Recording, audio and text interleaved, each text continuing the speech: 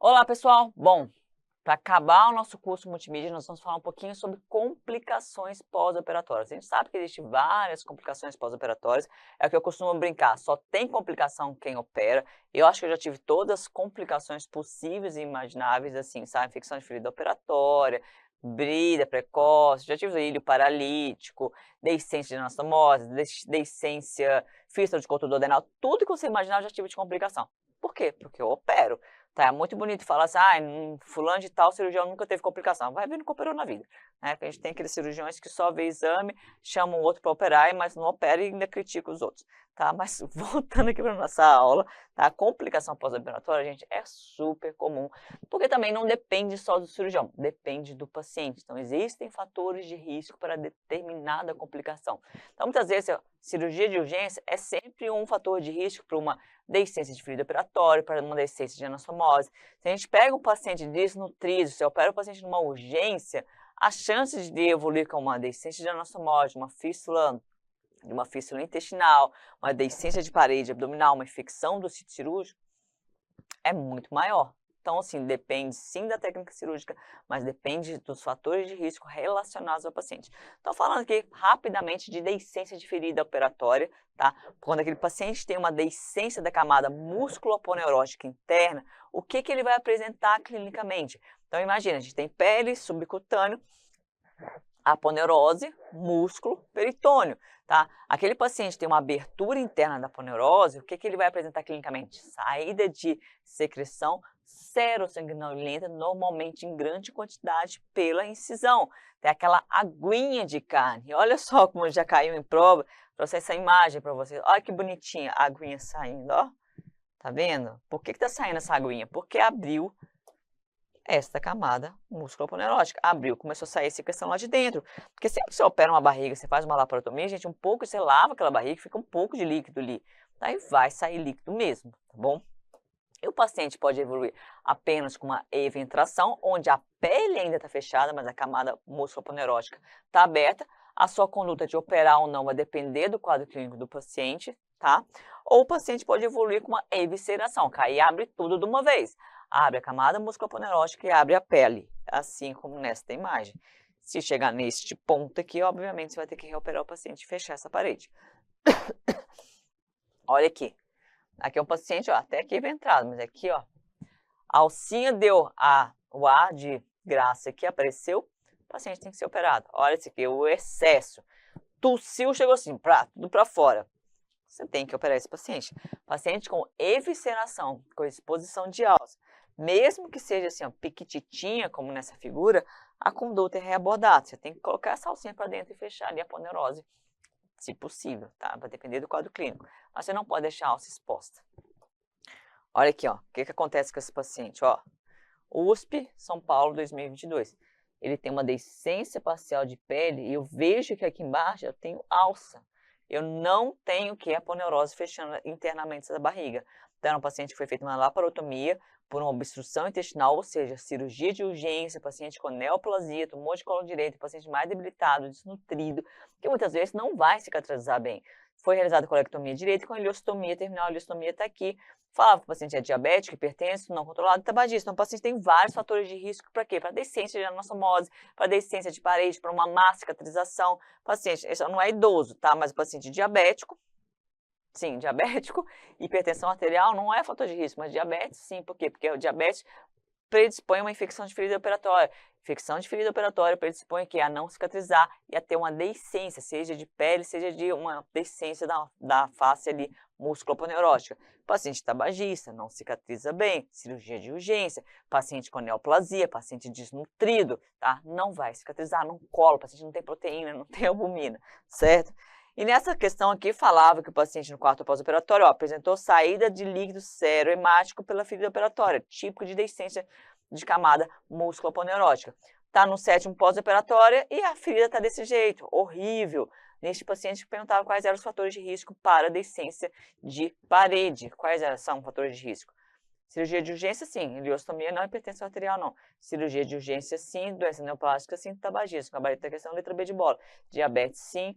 hipertensão arterial não, tabagismo sim, ileostomia não vai interferir, doença neoplástica sim, diabetes sim. Aqui uma série de fatores de risco para a deiscência de ferida operatória, que eu não vou entrar nesse mérito. Então, o gabarito dessa questão eram esses fatores de risco para a deiscência de ferida. E aqui mostrava uma outra paciente, 45 anos, no 10º pós-operatório de laparotomia para lise de brisas por abdômen agudo obstrutivo. Após apresentar no dia anterior crise de tosse, relatou que na madrugada saiu grande quantidade de secreção fluida, levemente sanguinolenta pela ferida. E mostrava essa imagem aqui, ó, saída de epíplon por uma deiscência de 2 centímetros na incisão mediana, tá? Uma incisão que tem 25 centímetros. O paciente está estável, desidratada, com um pouco de dor, já no 10º dia de pós-operatório. Abdômen que não tem distensão, tá? Não tem febre, leucócito. Então, o paciente está bem estável, deu uma tossida, puf, saiu o epíplon para fora. Saiu o epíplon para fora, o que você vai fazer? Lembra que eu falei? Toda vez que tiver alça, se tiver exposição de alguma coisa, você tem que reoperar essa paciente. Então, olha que interessante essa questão. Na letra A falava exploração local e reestrutura apenas da pele, parece que você vai esconder sujeira para debaixo do tapete. Então, reduz aquele epíplozinho ali, ó, finge que nem viu sutura a pele. Não, pelo amor de Deus, você não vai fazer isso, tá? Você tem que reestruturar o que está lá dentro, a camada musculoponeurótica, tá? A poneurose, na verdade, não é nem o músculo, você tem que fechar a poneurose para evitar que isso ocorra. Na letra B de bola, exploração local restrita a área afetada com reestrutura da parede abdominal por planos. Não, você tem que abrir tudo, gente, não é só aquele buraquinho. Curativo a vácuo, não tem indicação. Laparotomia exploradora, correto. Fechamento da parede abdominal com colocação de tela de polipropileno onlay em toda a incisão. Isso aqui é o ideal para a paciente. Repare que o enunciado deixa muito claro que a paciente não tem infecção, que a paciente está estável, não tem febre, não tem leucocitose, nada que proíba o uso de quê? De uma tela. Se tiver sinais de infecção de ferida, obviamente você não vai colocar material sintético ali, porque vai ter rejeição, vai piorar a infecção.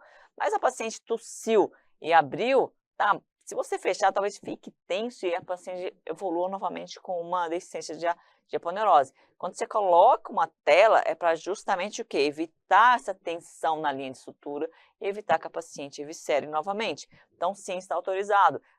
E normalmente, quando você pega um paciente que está eviscerado, você não vai abrir só a incisãozinha ali, você tem que abrir tudo, tá? Porque muitas vezes é um ponto contínuo e viscerou só ali. Então, você vai fechar o pontinho ali, não vai dar 1, 2 dias, deu uma forcinha, vai começar a abrir em cima, embaixo. Então, assim, não dá para fechar só aquela regiãozinha pequenininha que ficou aberta. Você tem que fechar tudo. Então, por isso, essas primeiras alternativas estão erradas. E na letra E, exploração local com restauro da parede com tela restrita. A área cometida, não, a gente vai colocar a tela, você coloca em toda a parede que você fez a incisão cirúrgica. Você não vai fazer só no localzinho ali. Porque às vezes abriu aqui, vai abrir embaixo ou vai abrir em cima. Então, a conduta dessa paciente é abrir a laparotomia, fechar toda a parede, colocação de tela ali sobre a poneurose. Mostrando para vocês aqui o que seria deiscência de anastomose. Por exemplo, cai muito em prova o paciente submetido à gastrectomia total. O paciente fez uma gastrectomia total e na grande maioria dos casos nós temos ou reconstrução AB2 ou reconstrução AY de Roux. No Y de Roux eu vou ter uma gastroenteroanastomose, eu vou ter uma enteroenteroanastomose e eu tenho um coto duodenal para complicar. Então eu tenho 3 regiões para complicar e normalmente o que complica numa gastrectomia, até numa B2, na B2 na verdade, a gente joga essa alça aqui, faz uma anastomose, uma gastroenteroanastomose, mas nós também temos coto retal, o que complica é esse coto retal, tá? Que normalmente o paciente tem um dreno locado próximo ao duodeno que vai começar a sair bile. Esta é a complicação mais comum, tá? Aqui mostrando, ó, aqui uma enteroanastomose, término lateral. Eu tenho uma alça terminal, fazendo uma anastomose lateral com uma alça, para vocês verem o que é anastomose. Que é uma paciente que a gente reoperou.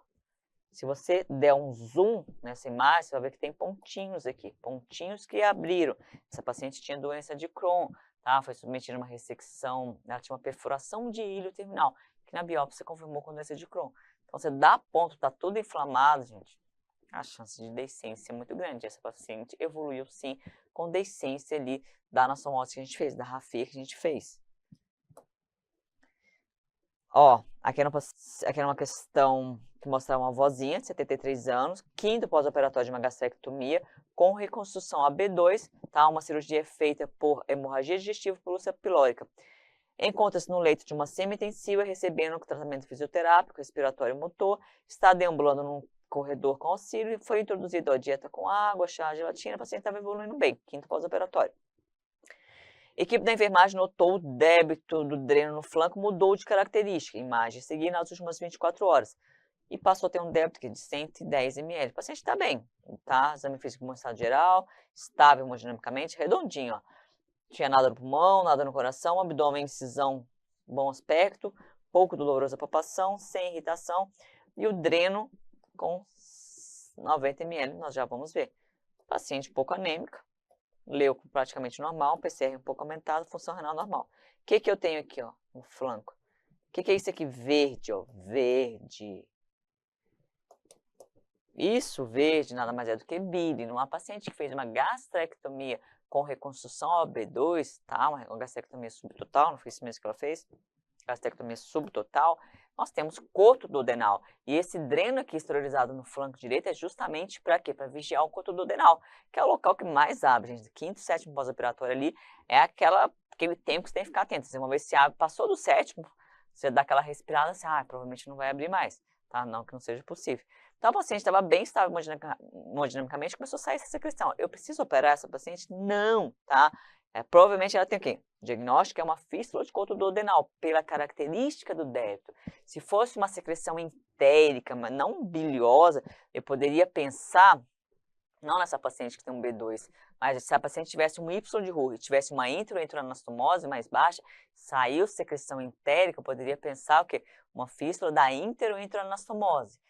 Tá saindo secreção entérica pela ferida, que aí eu vou ter que operar de qualquer jeito, eu tenho que pensar em uma lesão, ou digo, uma deiscência ali de anastomose da intro.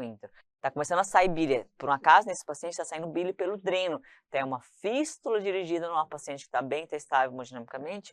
O que eu vou fazer com ela? Uma fístula de baixo débito, 100 ml, 90 ml, não faço nada. Eu mantenho conduta. Uma paciente que tem um B2 pós-gastrectomia, o que ela vai ter? Provavelmente uma sonda nasointeral colocada lá embaixo. Então, mantém dieta bonitinha. Se começar a aumentar, fazer uma fístula de alto débito, aí sim eu vou pensar em começar com a nutrição parenteral total. Mas não é o caso. Essa paciente está redondinha, evoluiu sim com uma fístula de cotoduodenal, que a princípio o tratamento é clínico conservador por se tratar de uma fístula de baixo débito sem repercussão hemodinâmica. Então, vamos lá, eu tenho uma fístula de cotoduodenal correta, conduta eu vou manter dieta via oral, tá? Nesse caso, a paciente já estava com dieta via oral, se tivesse uma sonda interal, eu manteria também a dieta. Na letra B, fístula de cotoduodenal, laparotomia? Não, eu faria laparotomia, por exemplo, se estivesse saindo bile pela ferida, se a paciente tivesse repercussão hemodinâmica, tivesse com DB positivo, porque colo e peritônio, gente, bile livre na cavidade, dá muita dor abdominal. Então, normalmente o paciente cursa com o quê? Com peritonite, sim.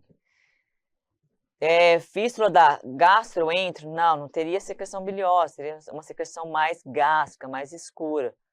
Não. Então, gabarito dessa questão, eu tenho sim uma fístula de cotoduodenal pelo aspecto bilioso e a conduta é manter dieta, porque a paciente também é fístula de baixo débito.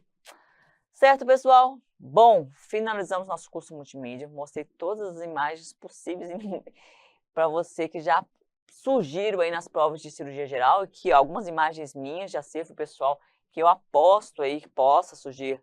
Claro que não vai ser a minha imagem que vai cair na sua prova, mas pode ser alguma imagem semelhante. Estão falando de cirurgia pediátrica, de coloprocto, de complicação pós-operatória, de cirurgia plástica, cirurgia vascular, abdômen agudo, trauma. Trouxe muita imagem, que eu tenho certeza que vai ajudar você a acertar a sua questão aí, seja na prova objetiva, seja numa prova discursiva, seja numa prova prática, seja numa prova multimídia, certo? Bom, pessoal, beijo no coração e até a próxima aula. Tchau, tchau.